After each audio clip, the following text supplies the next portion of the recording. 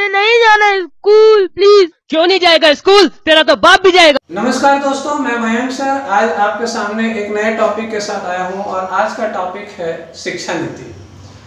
हाल फिलहाल में आप लोगों ने बहुत ही इसके ऊपर चर्चा सुनी होगी, शिक्षा नीति के ऊपर। इसे एजुकेशन पॉलिसी कहते हैं इंग्लिश में, और 2020 में हमारे एजुकेशन पॉलिसी के अंदर कुछ बदलाव किए गए हैं।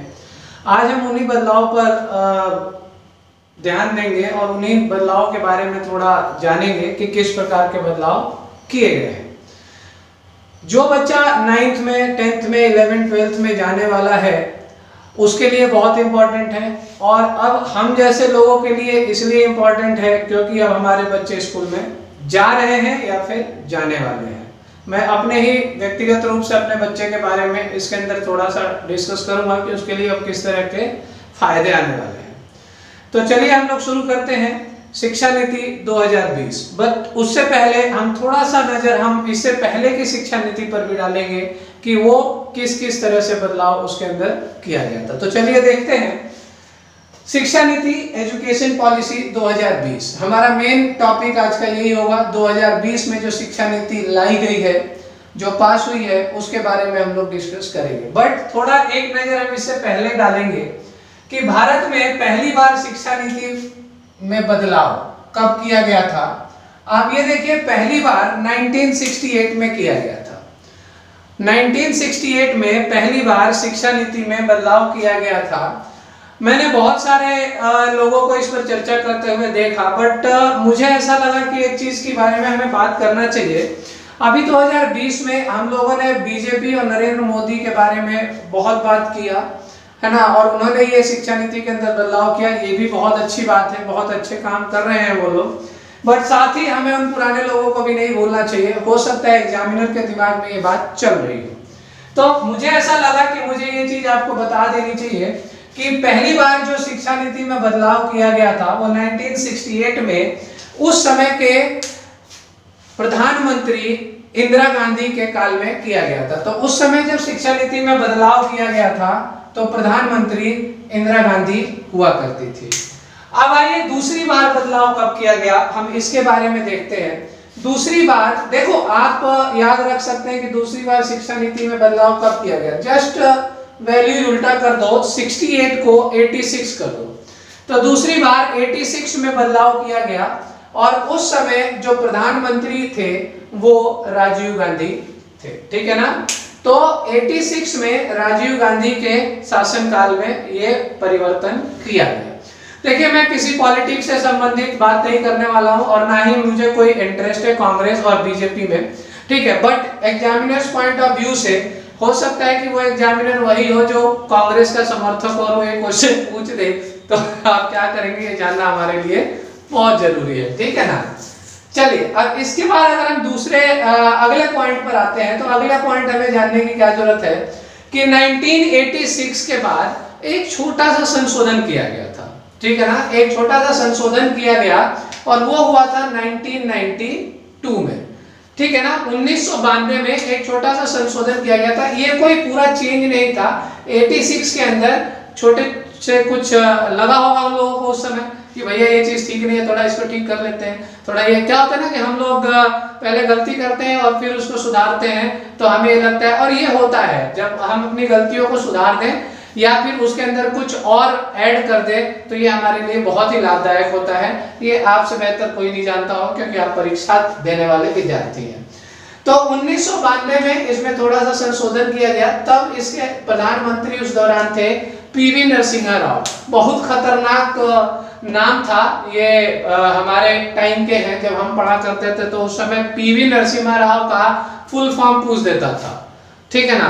देखिए, हमें उस टाइम भी याद नहीं होता था, हम आज भी नहीं बताएंगे। आप खुद देख लीजिएगा कि कभी पीवी नरसिम्हा राव का आए तो फुल फॉर्म क्या है, ठीक है। और एक इन्हीं के जैसे दूसरे थे, आगे आएंगे। कभी आप प्रधानमंत्री की लिस्ट पढ़ोगे तो एचडी देवगौड़ा, तो उनका तो थोड़ा बहुत याद भी हो जाता था, हम कर लिए थे, ठीक है ना। वो क्योंकि उसके अंदर घोड़ा आता उसके अंदर नाम के अंदर घोड़ा आता था, तो इसलिए हमें हरदन हल्ली देव घोड़ा, तो ऐसा उनका नाम था, सॉरी वो मजाक का पार्ट था, ठीक है, बट एचडी देवगौड़ा में याद ऐसे ही रखते थे। पीवी नरसिम्हा राव में ऐसा हमको कुछ लगा नहीं तो हम किए नहीं।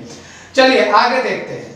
और अब क्या हुआ, अब जो कि इसका बहुत ही बड़ा भौकाल हो गया है, ठीक है ना, और ये भौकाल बनने के लायक भी है क्योंकि बहुत बढ़िया इसके अंदर परिवर्तन आया है। जब आप देखेंगे ना तो आपका दिमाग ये कहेगा कि हम साला काहे नहीं 2020 में पैदा हुए। अगर 2020 में पैदा होते या और इससे के बाद हम 3 साल बाद पढ़ने जाते तो हमको बड़ा मजा आता, लेकिन अब क्या कर सकते हैं, नहीं हुआ तो नहीं हुआ, हमारे हाथ में थोड़े था। तो अब आइए 2020 में देखते हैं क्या हुआ। अब ये देखो यहाँ पर एक सवाल आपसे और बन सकता है कि ये कितने वर्षों के बाद इसके अंदर परिवर्तन किया गया है। तो जब आपको 86 पता है तो 20 में पता नहीं लगा लेंगे, पता लगा लेंगे, ठीक है ना। तो ये क्या हो जाएगा, 34 वर्ष बाद, हम लिख दिए आपकी सुविधा के लिए, 34 वर्ष बाद आप इसको परिवर्तित समझिए कि 34 साल के बाद लगभग ये परिवर्तित हुआ है। और ये तो बहुत ही नाम मशहूर हो गया है, इसको तो आप जानते ही हैं, नरेंद्र मोदी। अब ये तो बताने के लायक भी नहीं है कि मतलब हम बताएं कि किसके काल में हुआ है। बहुत सारे ऐसे अजूबे हुए हैं और भी हम लेकर आएंगे आपके लिए कि इनके काल में कौन कौन से अजूबे हुए हैं या जो हमारे लिए बहुत आवश्यक भी थे, वो हम उसके बारे में देखेंगे। तो नरेंद्र मोदी जी के शासनकाल में ये आया है, ठीक है। अब बाकी लोग भी काम किए हैं, लेकिन भाई क्या करें, जब बड़ा आदमी तो बड़ा होता है ना, पहले उसी का नाम लिया जाता है। चलिए लागू करने का वर्ष जो है इसको डिसाइड किया गया कि 2021-2022 तक लागू कर देंगे। अगर क्या किसी ने चाहा, किसी देश के व्यक्ति ने जिसने ये वैक्सीन निकाल दिया कोरोना का, अब अभी तो स्कूल नहीं जा रहे हैं, कैसे जाएंगे। 2021 में यह आ रहा तब तो हो गया, हम पढ़ लिया और हमारा बच्चा पढ़ लिया नई शिक्षा नीति, और नहीं तो फिर 2022 में देखेंगे। तो 2021 और 2022 में इसे लागू करने का प्रोग्राम है कि अगले सेशन से इसको लागू कर देंगे। चलिए अब इसके बाद आगे देखते हैं। आगे अब हम बात करेंगे 2020 के शिक्षा नीति के बारे में। अब 2020 की शिक्षा नीति जो है इसके अंदर किस तरह के बदलाव किए गए और इसका मुखिया कौन रहा जिसके अध्यक्षता में सब किया गया, ये सब जान लेते हैं। तो देखिए इसके जो मुखिया रहे ना अध्यक्षता, ये इसरो के पूर्व वैज्ञानिक हैं, उनका नाम है कस्तूरी रंजन। देख लीजिए कस्तूरी रंजन है और ये कस्तूरी रंजन जी की अध्यक्षता में इसको तैयार किया गया है। और इसको तैयार करने के लिए आप एक बात ध्यान रखिए, मतलब हर जगह से सलाह मशवरा किया गया है, मतलब इतने बड़े लेवल पे सलाह मशवरा किया गया ना कि हम आपको बताएंगे तो उसी के लिए बहुत टाइम लग जाएगा। लेकिन ये समझ लीजिए कि बहुत छोटे छोटे स्तर पे जा करके भी इसको पता किया गया है और बहुत बड़े बड़े स्तर पे भी जा करके इसके बारे में सलाह लिया गया है, ठीक है। बस इतना काफी है, बाकी इससे संबंधित हमको नहीं लगता है कोई सवाल पूछेगा। कस्तूरी रंजन जी हमारे लिए काफी है एग्जाम में नंबर दिलाने के लिए और पूछने के लिए। अब इसके अंदर एक नई चीज क्या हो गई है, MHRD। देखिए अब इसमें लिखे नहीं है ना, ये ministry of human resource development है। MHRD आप लोग सब जानते होंगे क्योंकि हर मंत्रालय तो याद करते ही रहते हैं पेपरों में, और हर बार उसका मंत्री बदल जाता है। अभी याद किए, कल बदल गया, परसों पेपर में आ गया, तो अब क्या करें, कितना लिखेंगे आप देख लीजिएगा। MHRD की फुल फॉर्म भी कई बार पूछ देगा आपसे परीक्षा में। तो MHRD को अब शिक्षा मंत्रालय कर दिया गया है, ठीक है ना। तो अगर पूछा जाए कि MHRD का नाम बदल के अब क्या किया गया है, तो आप समझ जाइए कि MHRD अब शिक्षा मंत्रालय हो गया है, मिनिस्ट्री ऑफ एजुकेशन के नाम से जाना जाएगा। और अभी फिलहाल मिनिस्ट्री ऑफ एजुकेशन आप देख लीजिएगा कौन है, और क्योंकि अभी हम बता देंगे ये वीडियो में, फिर आगे कंटिन्यू चलता रहेगा, क्या फायदा है, वो फिर बच्चा यही याद करता रहेगा, ठीक नहीं रहेगा, ठीक है ना। तो चलिए अगले में आते हैं 10+2। अब आ जाइए क्या है, हम क्या किए हैं, हम भी किए हैं, आप लोग भी ग्रेजुएट हो गए हैं, ठीक है ना, आप लोग भी 12th कर लिए हैं, अब आप लोग तभी तो सरकारी नौकरी के लिए जा रहे हैं। तो 10+2 जो है अब कुछ ऐसा होगा, है ना। अब अपने दिमाग से निकाल दीजिए कि 10+2 है, 10+2 नहीं है। अब जो आगे आएगा वो कुछ ऐसा होगा, 5 3 3 4। लीजिए अब इसमें भी मैथ लगा दिया है, पता करना पड़ेगा कैसे है। तो चलिए 5 3 3 4 जानते हैं, ये 5 3 3 4 क्या है। 5 3 3 4 को मैंने यहाँ बांट दिया है अलग अलग तरीके से, ठीक है। तो 5 3 3 4 में पहले उठा लेते हैं हम इस 5 को, ठीक है ना, 5 से।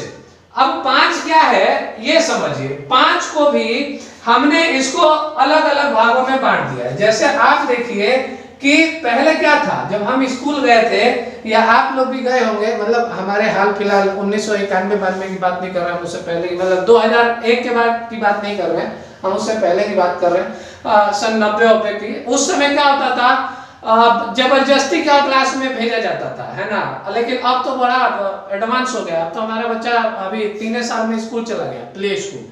खैर ये कुछ नया नहीं है, पहले से चल रहा है, बट इसको अब एक फोकस दे दिया गया है। पहले क्या था फोकस की 5वीं-6वीं साल में जब बच्चा होगा तो उसको स्कूल में भेज दीजिएगा, ठीक है ना, उसको वहां जाकर के पढ़ना है। लेकिन अब क्या है, अब इसको 3 साल में स्कूल में ठेल दीजिए, है ना। अब हमारा हेडक खत्म हो गया, अब पैसा देंगे मैडम देखेंगी, अभी भी यही करते हैं, ठीक है ना। अब तो उससे भी ज्यादा बदलाव आ गया है। अब तो हम देखें कि 2.5 साल में कहते हैं कि ले जाइए आप थोड़ा सा देखिएगा, वो क्या कहते हैं उसको, किड्स केयर में डाल देते हैं और अपना नौकरी कर रहे हैं, पैसा कमा रहे हैं। अब बच्चे को पता ही नहीं है कि हमारी माँ कौन है, इधर है कि उधर है। ठीक है, जैसा है आजकल खर्चा भी बढ़ गया है तो कमाना भी जरूरी है। तो इधर आइए, 3 साल की उम्र में अब कायदे में हमको अपने बच्चे को स्कूल में डाल देना है, ठीक है ना। 3 साल में उसको हम प्ले कहेंगे, ये जैसे प्ले आप जानते हैं प्ले, ठीक है ना। अब प्ले में वो चाहे प्ले कराए, प्ले के बाद LKG कराए, UKG कराए, खींच तान के अपने बच्चे को फर्स्ट क्लास में कब लाएगा वो देख लीजिए। 5वीं साल का जब उम्र होगा तभी वो फर्स्ट क्लास में आएगा, ठीक है। तो उससे पहले तो वो अपना पालेगा पोसेगा, अपना धोए धाएगा, खिलाएगा पिलाएगा, वो जो है वो उसका टेंशन है, हमारा नहीं है और था भी नहीं। हमारा बच्चा भी 3 साल में चला गया, क्या करें, ठीक है ना। तो फर्स्ट क्लास में आएगा। अब इसके बाद फर्स्ट क्लास से सेकंड क्लास में आएगा। तो ये देख लीजिए, ये 5 साल का पूरा प्रक्रिया है बच्चे का। अब यहाँ पर एक चीज बहुत अच्छा कर दिया है, देखिए हमारा बच्चा जो प्ले में गया था ना, तो उसका प्ले में भी टेस्ट लिए थे। अब इधर देखिए फर्स्ट में भी टेस्ट लिए हैं, सेकंड में भी, LKG UKG में भी ले रहे हैं। हम अभी लॉकडाउन में तो हम ऑनलाइन टेस्ट दिला रहे हैं, हमको पता ही नहीं बच्चा कैसे दे रहा है, मतलब ठीक है वो पहचानना है, ऐसे दे दो, ऑनलाइन कर देता है। लेकिन अब आप यहाँ समझिए कि आप बच्चे को 1ली 2री तक तो पेपर ही नहीं देना है, कोई टेस्ट का टेंशन ही नहीं है, ठीक है ना। अब क्या है, अब यहाँ पर आपको हम एक चीज और समझा देते हैं। जैसे जब वो हम इसको स्कूल भेजते थे ना, हम लोग गए थे स्कूल, हमें याद है जब हम पहली बार स्कूल गए पापा के साथ, 1ली क्लास में गए थे, तो हमको जब इस गेट से भेजे ना, तो हम रोते रोते उस गेट से बाहर आ गए और आ करके फिर पापा का हमें पैर पकड़ दिए कि हम नहीं जाएंगे। तो फिर पापा हमको दोबारा लेकर के गए और फिर हमको छोड़ करके आए और हमको एक स्पेशल मैडम मिली कि मतलब इसको जाने नहीं देना। हम दिन भर रोए थे, हमको याद है उस टाइम, ठीक थे 5वीं 6वीं 5 साल 6 साल के थे ना, तो दिमाग था हमारे पास। आजकल तो हमारा बच्चा भी 5 साल 4 साल 5 साल का है, तो उसको बहुत दिमाग है, समझ जाता, हमसे ज्यादा ही है। तो अब देखिए यहाँ पर वो जबरदस्ती उसको ले जाते थे, सिर्फ उसको ये डर लगता था कि उसको पढ़ना है, उसको मारेंगे, ठीक है ना, उसको परीक्षा के लिए मारेंगे। तो अब ऐसा कुछ नहीं है, अब कोई नहीं मारेगा। अब घर में माँ हो या स्कूल में अध्यापक हो एक या अध्यापिका हो, अब उसको खिलाना ही है। तो ये इसको यहाँ तक उसको खेल कूद के माध्यम से चीजों को सिखाया जाएगा, उसको आप आगे क्या करना है वो सब देखना है, ठीक है। अब आइए, अब उसकी मुसीबत यहाँ से शुरू होगी। लेकिन अब क्या होगा, अब ये बालक जो है ना, अब थोड़ा बुद्धिमान हो चुका होगा, अब इसके पास थोड़ा ये समझ में आ गया कि हम स्कूल जाते हैं, खेलते हैं, पढ़ते हैं। अब वो है ना कि आदत पड़ जाती है कि हमको जाना ही है, अब बड़ी खुशी खुशी जाएगा, यहाँ तो एकदम मजे में जाएगा, अब कोई दिक्कत नहीं है। अब क्योंकि उसको लगेगा कि अभी भी कुछ नहीं होने वाला है, लेकिन उसको क्या पता कि बहुत कुछ होने वाला है। लेकिन एक बात ध्यान रखिएगा, 3री 4थी और 5वीं क्लास में उसकी पढ़ाई जो होगी ना, वो पढ़ाई एक्टिविटी के माध्यम से होगी। देखिए पहले क्या था, खाली एक्टिविटी थी, खेलना था, कूदना था, कुछ बनाना था, वो दुनिया भर के गेम्स आते हैं वो सब था। तो अब क्या है, इसकी पढ़ाई का माध्यम थोड़ा सा एक्टिविटी होगा, और एक्टिविटी में आपकी जैसे पोएम्स पढ़ेगा, ठीक है, लिखना सीखेगा, है ना, बोलना सीखेगा, एक्सप्लेन करना, तो ये सब चीजें उसको इस तरीके से सिखाई जाएंगी। तो और इसमें क्या होगा, 3री 4थी 5वीं क्लास में आप देख लीजिए जो इसकी पढ़ाई होने वाली है ना, अब सरकार ने कहा है अब यहाँ बहुत मजा आने वाला है पेरेंट्स को, इसलिए कि अब अभी तक तो अब बचते थे, पैसा लेते थे, खाली पढ़ा देते थे, अब क्या है वो कैसे मैनेज करना है ये देखिए। अब उनको उनके मदर लैंग्वेज में, मतलब उनका मदर टंग जो है वो इस यहाँ पे तीसरी, चौथी और पांचवी क्लास में मदर टंग लैंग्वेज में और उसके बाद नेशनल लैंग्वेज में पढ़ाई होगी। ऐसा कोई बाध्य नहीं है कि इंग्लिश में नहीं पढ़ाई हो सकती, इंग्लिश में पढ़ाई हो सकती है, लेकिन अगर पेरेंट्स इंटरेस्टेड ना हो तो उसको मदर लैंग्वेज में भी, यानी मदर टंग जो वहां की उसकी अपनी भाषा है, वो जिस राज्य से बिलोंग करता है उस राज्य की भाषा में अपनी पढ़ाई को कर सकता है। ये बहुत ही अच्छी चीज है, क्योंकि ये उम्र जो होती है ना बच्चे की, हम लोग घर में रहते हैं, अब घर में क्या होता है, अब जैसे हम हैं, हमारे घर में अक्सर भोजपुरी बोला जाता है, तो हम लोग खूब बोलते हैं। हमारा 3 साल से 4 साल से हमारा बेटा है, वो भी भोजपुरी बोलता है, तो अब उसको भोजपुरी भी आती है, अब उसको हिंदी भी आती है और थोड़ा मोड़ा उसको अंग्रेजी में भी बोल लेता है, क्योंकि स्कूलों में उसको अंग्रेजी का एटमॉस्फेयर मिलता है तो अंग्रेजी भी बोल लेता है, ठीक है ना। तो अब अभी से उसको 3 ठो भाषा आता है, ठीक है। तो ये बहुत अच्छा चीज है, जो हम लोग अभी पहले अपने घर में देते थे, अब भैया अब तुम दो, तुम थोड़ा इसी में उसको समझाओ, उसको समझने की शक्ति ज्यादा है। अब आ जाइए, अब यहाँ से इसका एग्जाम शुरू हो जाएगा, ठीक है ना। तीसरी, चौथी, पांचवी क्लास में बच्चा परीक्षा देगा, उसका रिजल्ट आएगा, उसको पास किया जाएगा या तो फेल किया जाएगा। तब तक तो बहुत समझदार हो गया, तो पढ़ लेगा, कोई दिक्कत नहीं है। पहले तो जाने में ही डरता था, यहाँ देखिए ना, जाने में ही डरता था, है ना। जब हम भी तो भाग आए थे ना, आप भी देखिएगा, थोड़ा अपनी कहानी लिखिएगा कंटेंट में, सॉरी कमेंट में, यहाँ नीचे आप लिखिएगा कि आपके साथ क्या हुआ था जब आप पहली बार स्कूल गए थे। हमको भी थोड़ा अच्छा लगेगा देख करके कि खाली हम ही ऐसे थे कि आप भी ऐसे थे। चलिए अगले में आइए। अगला 3 साल क्या होने वाला है, अगला 3 साल अब तो समझ ही गए होंगे आप, 6, 7, 8। देखिए यहाँ पर छठी क्लास, 7वीं क्लास और 8वीं क्लास में बहुत बड़ा परिवर्तन नहीं हुआ है, ठीक है ना, लेकिन कुछ नई चीजें जोड़ दी गई है। यहाँ पर जो सिलेबस था ना आपका पहले, अंग्रेजी, हिंदी, साइंस, है ना, जीके, मैथ, ये सब अब चलेगा, इसमें पहले जैसा ही चलेगा, इसमें बहुत ज्यादा चेंज नहीं होगा। बाकी सिलेबस के अंदर जो भी वो लोग चेंज करें वो उनकी मर्जी है, वो अभी तो आया ही नहीं था, उसके बारे में क्या बताएं। अब यहाँ देखिए एक बहुत अच्छा चीज जोड़ दिया है, वोकेशनल कोर्स। हमको याद है कई लोगों से हम बात करते थे, 10वीं क्लास के बाद वोकेशनल कोर्स करते थे, 11वीं 12वीं पास नहीं हो पाता था तो बराबर करने के लिए वोकेशनल कोर्स करते थे। वोकेशनल कोर्स क्या होता है, अपने इंटरेस्ट की पढ़ाई होती है।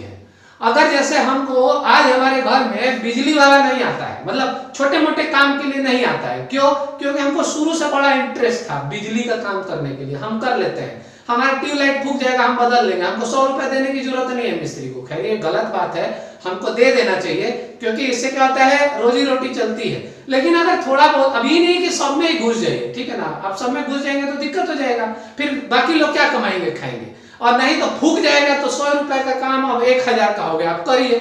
अब चले तो सीखने, ठीक है ना, सीख लीजिए और कर लीजिए। तो ऐसा नहीं है, थोड़ा बहुत नॉलेज रखना चाहिए चीजों का, कि अगर कोई आपको ज्यादा नुकसान पहुंचा रहा है, ज्यादा पैसा मांग रहा है, कुछ नहीं कर पा रहा है, तो उस कंडीशन में आप अपना थोड़ा थोड़ा कर रहे हैं। तो अब आप देखिए यहाँ पर अब स्कूल को और मुसीबत होने वाला है। अब वोकेशनल कोर्स में 30 लड़का और 30 अलग अलग तरीके से कैसे पढ़ेगा, है ना। हमको पढ़ना है, हम तो बिजली का सीखेंगे, हमको पढ़ना है, हम तो कारपेंटर बनेंगे। एक को कहना है कि हम तो फैशन डिजाइनिंग सिखाइए, हमको कपड़ा काटना, पहनना, बनाना बड़ा बढ़िया लगता है।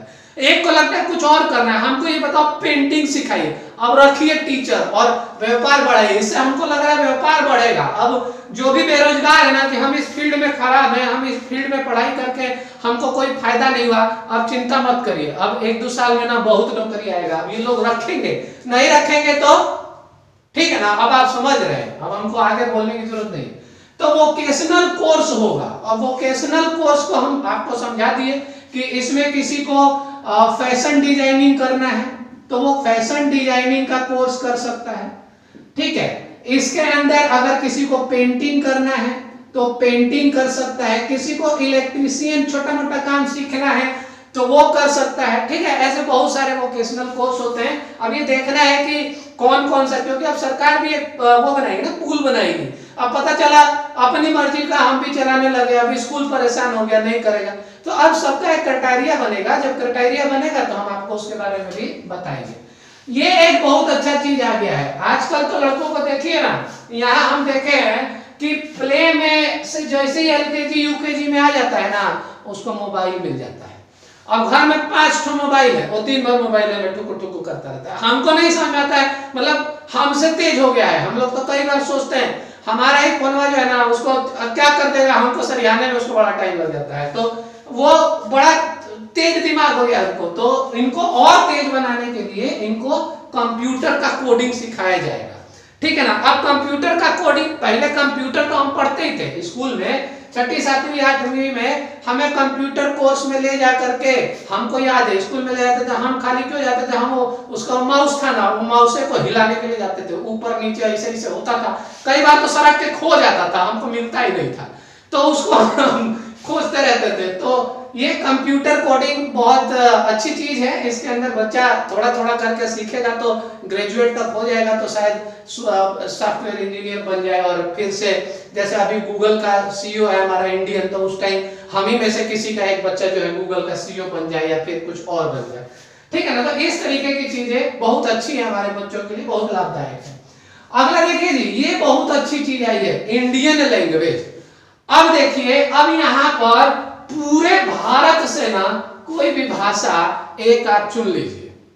अब हमारे लिए तो बहुत अच्छी है, हमारे बच्चों के लिए बहुत अच्छी है कि एक और भारतीय भाषा सीखने को मिलेगी।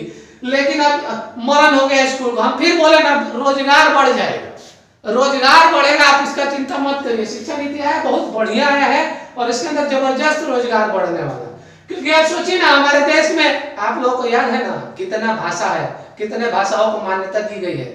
कमेंट में लिख के बताइए तो कितना आपको जीके याद है अभी, तो बताइए कितना भाषा है हमारे भारत देश में जिनकी मान्यता दी गई है, संसद ने मान्यता दी गई है कि इतनी भाषाएं हैं, ठीक है ना। वो लिख के जरूर बताइएगा, बहुत जरूरी है। तो इंडियन लैंग्वेज में से एक इंडियन लैंग्वेज हमारा बच्चा सीख सकता है।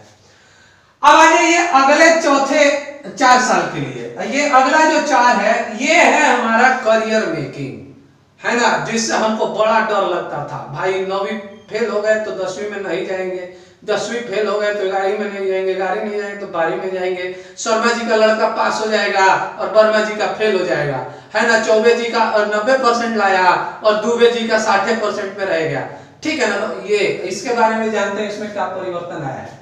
पहले जैसा ही है, 9वीं 10वीं 11वीं 12वीं होगा, अभी भी होगा, ठीक है ना। लेकिन चेंज क्या हो गया है, अब क्या है, अब इसमें होगा सेमिस्टर वाइज एग्जाम, है ना। अब आप थोड़ा ग्रेजुएशन का ना, इंजीनियरिंग, बीसीए बीबीए वाली जिंदगी महसूस करेंगे 9वीं क्लास से। देखिए सेमिस्टर वाइज यानी हर 6 महीने पे पेपर होगा, ठीक है ना।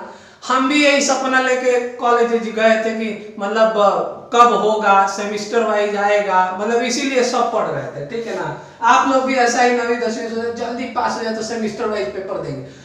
अरे भैया अब आपको 2 बार पेपर देना पड़ेगा। पहले तो ये था कि चलो खींचतान के मैडम हमको फाइनल तक पहुंचा देती थी, एक बोर्ड का पेपर देते थे, पास हो जाते थे, ठीक है ना। या महीने में लास्ट के महीनों में पढ़ लेते थे तो पास हो जाते थे। अब क्या है, अब हर 6 महीने पे आपको पेपर देना पड़ेगा।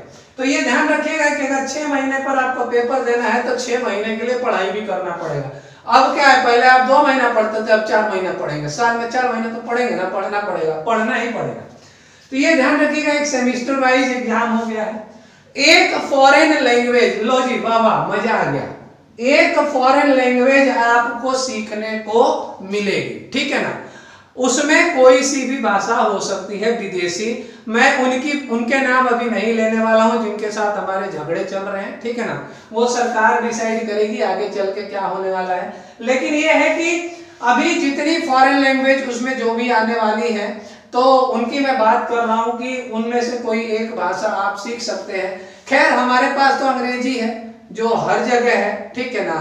तो वो हर जगह इसीलिए देखिए, आप कंपनियों की लिस्ट निकाल के देखिए ना, हर जगह का सीईओ हमारा भारतीय ही है। मतलब मैक्सिमम जगह आप देखेंगे तो सीईओ जो है वो भारतीय है, क्योंकि उसको अंग्रेजी और हिंदी दोनों आती है, ठीक है ना। तो ये तो और अच्छी बात हो गई कि अब हम जिस देश में जाना चाहते हैं हम वहीं की भाषा बोलेंगे, ठीक है ना। तो मतलब आई लव यू न बोले ऐसे कुछ करने वाले हैं, तो देखिएगा कैसे करना है ये, ठीक है ना। तो ये बहुत अच्छी चीज है। मोस्ट इंपॉर्टेंट चेंज आया है, सबसे ज्यादा सबसे बेहतरीन।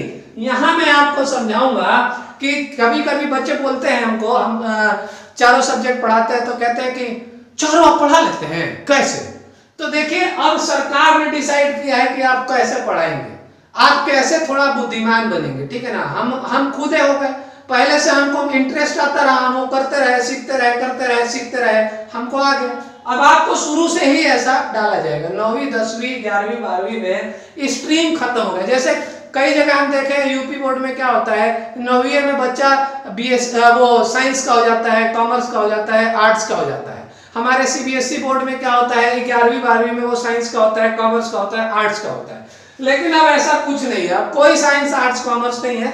लेकिन इसकी एक बात ध्यान रखनी है कि इसका एक पूल बनेगा, है ना। ऐसा नहीं है कि आप कोई सा भी उठा लीजिए, थोड़ा उसके अंदर परिवर्तन है, थोड़ा उसको बैलेंस किया जाएगा। हमें उस बैलेंस के आने तक का इंतजार करना है। लेकिन अब आप छोटे मोटे तौर पे इतना समझ लीजिए कि जैसे हमको फिजिक्स पसंद है तो हम 9वीं क्लास में फिजिक्स ले लेंगे।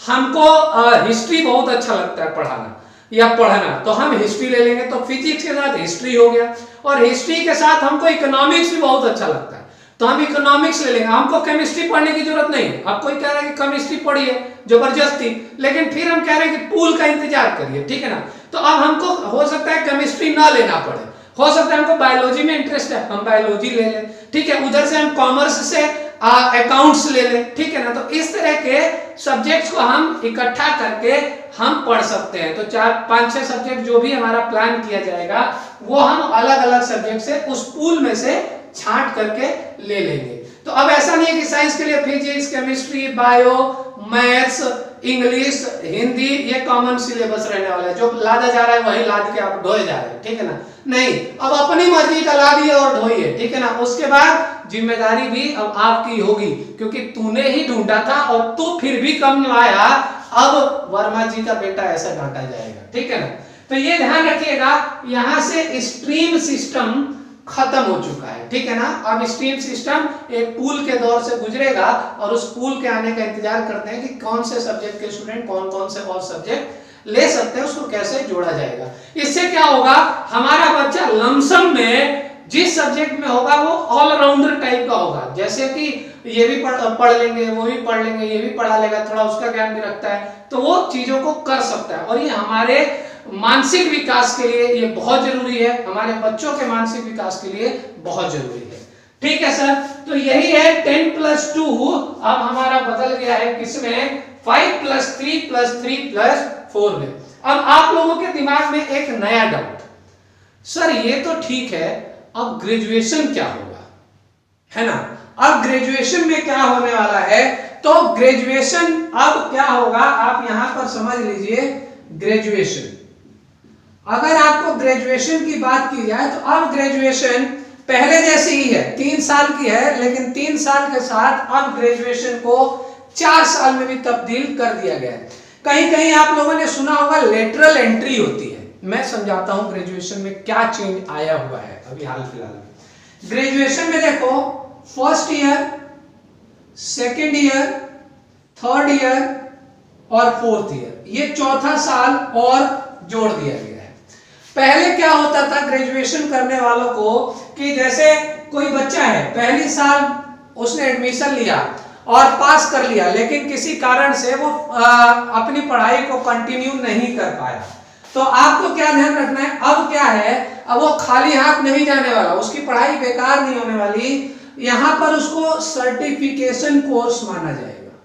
ये अब आ जाएगा सर्टिफिकेशन कोर्स, ठीक है ना। 1 साल का सर्टिफिकेशन कोर्स, जैसे आप 12वीं के बाद कोई वो कर लेते हैं ना प्राइवेट इंस्टीट्यूशन से कंप्यूटर में सर्टिफिकेट कोर्स साल भर का, तो कुछ ऐसा ही है। आपका ग्रेजुएशन में 1 ईयर सर्टिफिकेशन हो जाएगा। 2 ईयर वाले को अब क्या कहा जाएगा, जैसे 2 साल बाद आपने पढ़ाई छोड़ दी तो इसको अब डिप्लोमा कोर्स कहा जाएगा, ठीक है ना। करते थे ना आप लोग डिप्लोमा 10वीं के बाद, 12वीं के बाद पॉलिटेक्निक, है ना, ITI, इस तरह का। तो अब क्या है, अब ग्रेजुएशन आप आराम से करिए, कोई दिक्कत नहीं है। अगर छूट भी जाएगा तो आपको डिप्लोमा कोर्स का सर्टिफिकेट मिलेगा। तीसरे साल में आप आएंगे तो ये आपका पहले जैसा ही है, ये आप यहाँ पर ग्रेजुएट हो गए। तीसरे साल में आप ग्रेजुएट हो गए। अब बच्चा ये कहता है, अब कोई अब बच्चा आएगा हमारे पास, कहेगा सर हम 2 साल का डिप्लोमा किए हैं, सरकारी नौकरी भर दे ग्रेजुएट वाला। नहीं भाई, ऐसा नहीं है, ध्यान रखिएगा, ये 3 साल वाला ही ग्रेजुएट है और यही होगा एप्लीकेबल फॉर जॉब्स, ठीक है ना। ये सरकारी नौकरी वगैरह का फॉर्म भरते हैं ना, तो ग्रेजुएट लेवल जो होगा वो यही माना जाएगा, ग्रेजुएट एप्लीकेबल फॉर जॉब्स। इतना बात आप ध्यान रखिएगा, ठीक है। अब ये 4th ईयर क्या है भाई, अब क्या हम इंजीनियर बन जाएंगे? नहीं, इंजीनियर नहीं बनने वाले हैं, आप ग्रेजुएशन ही करेंगे, लेकिन इसका एक लाभ मिलेगा, ये 4 ईयर ग्रेजुएशन कहलाएगा, ये 4 ईयर ग्रेजुएशन कहलाएगा। और यहीं पे मैंने भी बोला ना आपको कि लेटरल एंट्री जैसी मैं बात कर रहा हूं। अब क्या होगा, अगर आप यहां से पीजी करना चाहते हैं, पोस्ट ग्रेजुएशन, तो अब पोस्ट ग्रेजुएशन पहले जैसा ही, अब इसको क्या कहेंगे, ग्रेजुएट इन रिसर्च कह सकते हो आप, हैं। अब इससे क्या होगा, रिसर्च, इससे क्या होगा, यहां पर आपका एमफिल खत्म कर दिया गया है, अब एमफिल खत्म हो गई है, अब रिसर्च का सर्टिफिकेट मिलेगा आपको डिग्री मिलेगी। और पीजी जो 2 साल की होती थी, अब जिसने 4 साल किया है ना, उसका 1 साल का पीजी होगा, 1 ईयर पीजी। और जिसने 3 साल किया है ना ग्रेजुएशन, उसका 2 ईयर पीजी होगा, पोस्ट ग्रेजुएशन, ठीक है।